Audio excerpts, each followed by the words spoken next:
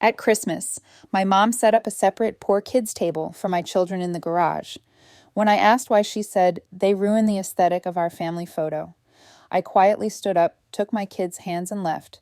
They had no idea I'd decided to end the $380,000 house loan I'd been paying for them. At 11 p.m., Christmas Eve, my mom's house in Naperville, Illinois, the kind of house that smells like cinnamon pine cones and silent judgment. I was balancing a foil pan of scalped potatoes on my hip, while my son, Eli 8, tugged my sleeve. "Mom, where do we sit?" My daughter, Sophie 6, was behind him, holding her little reindeer purse like it was a shield. I stepped into the dining room and my brain did that involuntary counting thing. 8 chairs, 8 place settings, 8 name cards in glittery cursive. None of them said Eli, none said Sophie. My sister Mallory's kids were already in their seats, loud and sticky, and allowed to be loud and sticky. My dad was at the head like he owned oxygen. My mom stood by the sideboard, smoothing her sweater like she was about to be photographed for a catalog. I smiled automatically, because my body still tries to keep the peace, even when my brain is screaming. "Hey," I said, "where are the kids sitting?" My mom didn't look surprised. That was the first warning. "Oh," she said lightly, "we set something up for them. For them where I asked." Mallory looked up, lips pinched. "Don't make it weird, Rowan." My mom walked over and touched my elbow like she was guiding a stranger out of traffic. "In the garage," she said. I blinked. "In the garage." "It's heated," she added quickly, like that fixed it. "We put a little table out there." Eli heard every word. His shoulders went stiff. Sophie's face did that careful, neutral thing kids do when they're trying not to be a problem. I leaned down. "Hey, bud, go stand by the tree for a second." "Okay, don't open anything yet." Eli nodded too fast. Sophie didn't move until Eli moved, like he was her cue. I kept my voice calm. Why would my kids eat in the garage? My mom's smile stayed on, but it went thinner. "Rowan." I waited. Mallory snorted. "Because your kids are a lot." Eli came back 2 steps like he couldn't help it. "I'm not a lot." I lifted a hand behind me without looking. A quiet stay. My mom finally said it. Soft voice. Reasonable voice. The voice she uses when she's doing something cruel but wants credit for being polite. They ruin the aesthetic of our family photo. My mouth went dry. I looked past her at the dining table, the matching plates, the napkin rings, the little place cards like we were having Christmas dinner at a wedding venue. Then I pictured my kids in the garage under the fluorescent light eating off a folding table like they were the help. My hands went cold. I said, "So my children can't sit with the family because of a picture." My mom's eyes narrowed like I was being dramatic. "Don't do this. It's one meal. We want it to look nice." My dad finally spoke without looking up from his drink. "Your kids can handle it." Sophie whispered Mom. That tiny voice snapped something in me. I didn't scream. I didn't throw the potatoes. I didn't argue. I set the foil pan down on the counter very carefully, like I didn't trust my hands. I walked to my kids, took both their hands and said, "Coats on. We're leaving." Eli's eyes went wide, but presence. "We're leaving," I repeated. My mom's voice sharpened. "Rowan, stop. You're making a scene." I looked at her and said, "No, you did." We were at the door when my mom called after me, sweet as syrup. "Fine. Go. But don't come crying when you can't afford things." My brain counted again. Not chairs, not plates, numbers. $380,000, because they had no idea what I'd just decided. At 11 p.m., I was going to end the $380,000 house loan I'd been paying for them. I'm Rowan Wenshaw, 34, a project manager for a logistics company in Downers Grove, Illinois. I make decent money. Not new SUV every year money, but I pay my bills and my kids' daycare doesn't bounce money. I'm divorced. Ryan left when Sophie was 2 and decided child support was more of a suggestion than a legal obligation. I have the court order. I have the arrears notice. I have the text where he said, "I'm not funding your lifestyle." My lifestyle being shoes that fit my children. My parents, Linda and Tom, have always loved the idea of family. Not the messy part, the picture part. My mom collects family moments like trophies, Christmas card photos, matching outfits. Everyone's smiling like we aren't actively bleeding. When I was a kid, my mom had one main rule. Don't embarrass us. When I got pregnant with Eli at 25 unmarried, my mom didn't yell. She did something worse. She got quiet. Then she said, "We'll get through this, but you need to be smart about what people see." That was my introduction to the family religion. Optics. When I was 29, my parents called me on a Tuesday night. Dad's voice was tight. "We need help. Mom cut in fast. It's temporary. I drove over after the kids were asleep, sitting in my car in their driveway with my stomach in knots because I already knew what help meant. Inside, they slid paperwork across the kitchen table like they were presenting evidence. Dad had taken out a loan to renovate their house, the forever house my mom called it, and then his hours got cut, and then they missed payments. And then the bank started sending letters. My mom pressed her hand to her chest. We can't lose the house. Dad said, we just need someone with better credit to refinance just for a while. I remember the exact words my mom used. You're our only option, and we've done so much for you. Which was technically true in the way people are technically alive while drowning. I asked, how much are we talking? Dad swallowed. $380. I laughed once because my body didn't know what else to do. $380, 000. Mom got that tight smile. It's the mortgage. The bank won't. You want me to take on your mortgage, I said. Not take on, Mom corrected quickly. Just help. You'd be on paper. We'd pay you back. They promised me everything. They promised they'd sell Dad's boat. They promised they'd stop spending. They promised it would be for a year, maybe 2. They promised I'd get equity. They promised we're family. I was stupid enough to want to believe them. So I did it the way responsible people do stupid things with documents. I met them at Harris on May 14th, 2020. I have the appointment confirmation email still. I signed a refinance that put the loan under my name because my credit was clean and theirs was bruised. Monthly payment, $2, $746.19. Auto pay from my checking account. Their repayment inconsistent transfers labeled house with amounts like $400, $600, sometimes nothing for 2 months. I swallowed it because I told myself it was temporary. It wasn't. 3 specific moments made the pattern impossible to ignore. Incident 1. Thanksgiving, 2021. My mom pulled me aside and whispered, Eli is getting too loud. He was 7. He was laughing. Mallory's kids were literally throwing rolls at each other.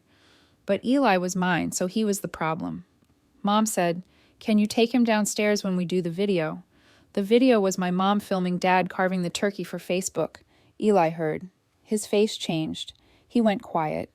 Later that night, he asked me, do they like me? I told him of course they do, and hated myself for lying. Incident 2, Easter 2022. Sophie was 4 and had a meltdown because her tights itched. Normal kid stuff. My mom crouched down and said, if you can't behave, you can't be in the pictures. Sophie sucked in her tears like she was swallowing them. Eli put his arm around her without thinking, like it was his job to buffer her from adults. That made my throat burn. Incident 3, Christmas 2023. My mom sent me a text 2 days before. Mom Linda, please dress the kids in neutrals. No loud colors. We want the photos to look cohesive. I stared at it for a full minute. Neutrals for children. I replied okay because I was still in the phase where I thought compliance bought safety. It didn't. And the whole time I kept paying. Every month my bank app would show it. Mortgage servicing $2, $746.19. My kids would be eating cereal for dinner and I'd be paying for my mom's granite countertops. I thought it was temporary. It wasn't. After the garage table thing, we went home to my apartment in Lisle, a 2-bedroom with mismatched furniture and a Christmas tree that leaned slightly left. Eli and Sophie didn't understand. Sophie asked, did we do bad? I crouched down in front of her and held her cheeks gently. No, I said, you did nothing wrong. Eli looked at me like he was older than 8. Did Grandma say we ruined stuff? My chest tightened. Grandma was wrong. He swallowed. Did she mean my face? That question made my hands shake. I hugged them both and said, you are perfect, you are mine, and nobody gets to put you in a garage. They went to bed eventually, still confused, but trusting me like kids do when they have no choice. At 9:17 p.m., my phone lit up. Family group chat. Renshaw Christmas. My mom started fast.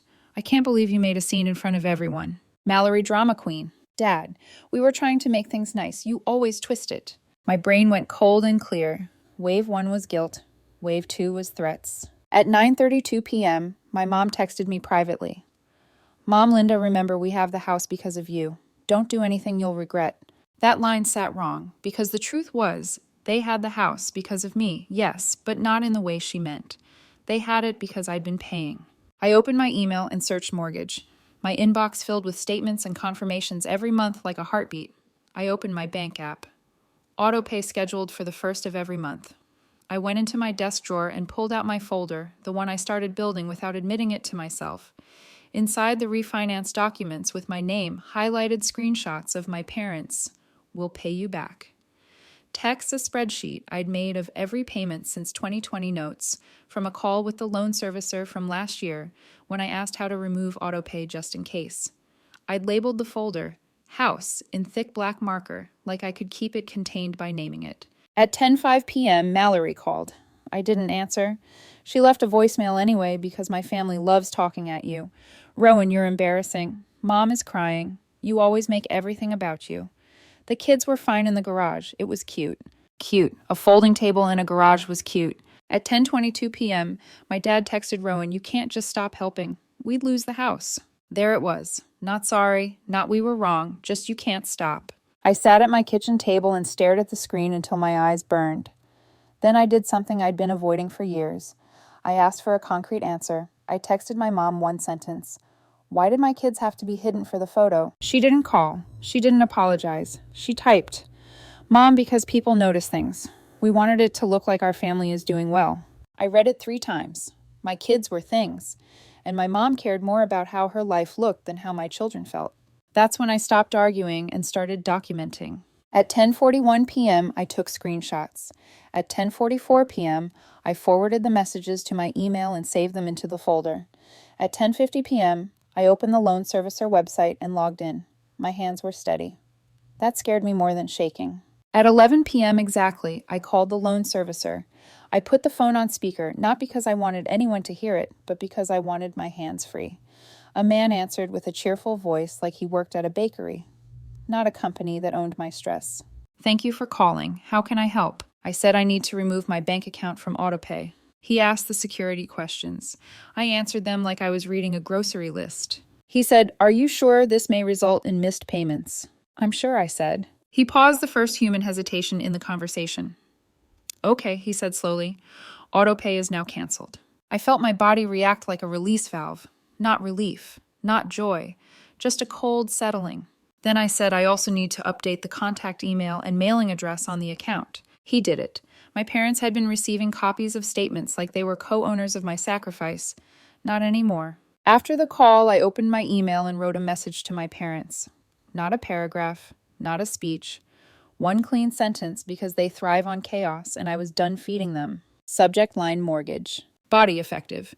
Tonight, I am no longer making payments on the mortgage for 1467. Willow Crest and all communication will go through my attorney. I sent it to Mom, Dad, and Mallory.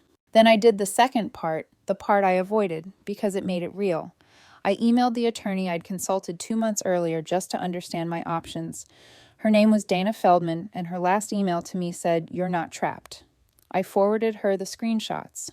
I wrote, "Please draft and send formal notice and begin at the process to protect my credit and recover what I've paid." Then I opened my kids' school portal and updated emergency contacts. I removed my parents from both schools. I replaced them with my friend Tasha and my neighbor Mr. Odell, the retired guy who always waves and actually earned trust. When I was done, it was 11:23 p.m. My phone started lighting up like a warning system. Mom calling, Dad calling, Mallory calling. Then the texts. "Mom, Rowan, answer me right now." "Dad, this is insane. You can't do this to us." Mallory, "You're going to make us homeless because you're sensitive about a table." And then finally the moment where my mom lost the mask. "Those kids are ruining everything. You're ruining everything. You owe us." I stared at that message until it blurred because she said those kids. Not your kids, not my grandkids. Those kids like they were stains. At 11:41 p.m., there was pounding on my apartment door. Hard, urgent, angry. Eli sat up in bed, panic in his voice. "Mom!" Sophie started crying immediately, the silent kind, where she tries to hold it in. My body moved without thought. I locked my bedroom door, turned on the hallway light, and checked the peephole. My dad red-faced. My mom behind him, her coat half on like she'd thrown it over her shoulders without buttons. My dad shouted through the door, "Open up." I didn't. My mom's voice turned sweet again, like she could rewind reality if she sounded nice enough. "Rowan, honey, don't do this. Think about what you're teaching the kids." I laughed once quietly because the irony was so sharp it almost felt like pain medication. I raised my voice just enough to be heard. "You don't come to my home at midnight. Leave." My dad banged again. "We'll talk like adults." I said adults don't put children in garages. Then I did the third irreversible step. I called the non-emergency police line. I didn't say my parents are evil. I didn't dramatize. I said, someone is pounding on my door and refusing to leave. My children are inside. An officer arrived 20 minutes later. I watched from the peephole as my mom tried to perform grief. The officer's tone was firm and bored, the best kind. Ma'am, you need to leave the property. My mom tried. I'm her mother. The officer said, doesn't matter. My dad pointed at my door like I was an object. She's doing this to us. The officer didn't care. Go now. They left, but not calmly. My mom turned as she walked away and said loudly, meant for the hallway. Fine. Enjoy ruining your life. I closed the deadbolt and stood with my back against the door, breathing through my nose like I was trying not to throw up. Eli whispered from behind me. Are we in trouble? I turned around and knelt. No, I said. We're safe. Sophie hiccuped. Grandma's mad. I know, I said, and that's not your job to fix. That night I didn't sleep. Not because I regretted it, because I knew something important. When people benefit from your silence, your boundaries feel like violence to them. The next morning, Christmas Day, my apartment was quiet in a way that felt unfamiliar. No phone buzzing every 5 minutes. No driving somewhere to be judged. No matching sweaters. Just my kids in pajamas eating cinnamon toast and watching cartoons too loud. Eli laughed at a dumb joke on the TV, and Sophie laughed with him. Real laughter, not careful. At 10:14 a.m., Dana, the attorney, emailed me. Notice drafted. We'll send certified today. Also keep all contact in writing. I printed it and slid it into the house folder. 2 days later, my mom tried the soft apology tactic. She left a bag on my porch, wrapped gifts, a tin of cookies, a note in her handwriting.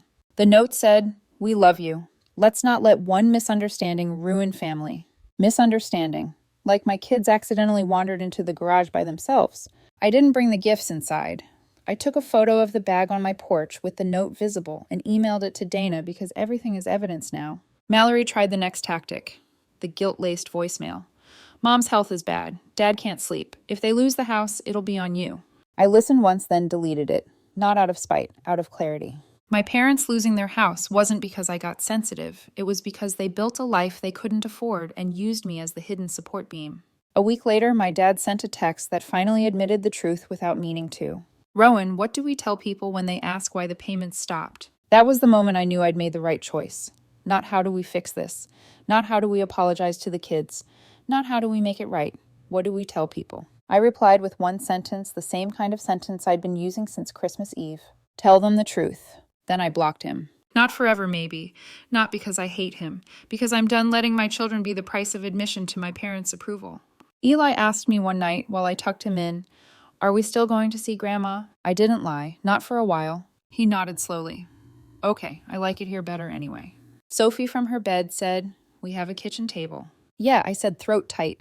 The real values are clear. Children come before appearances. Generosity needs limits, and financial help should never cost your dignity or your child's sense of worth. Real family is not the group that looks best in a picture, but the people who make sure every child feels wanted in the room.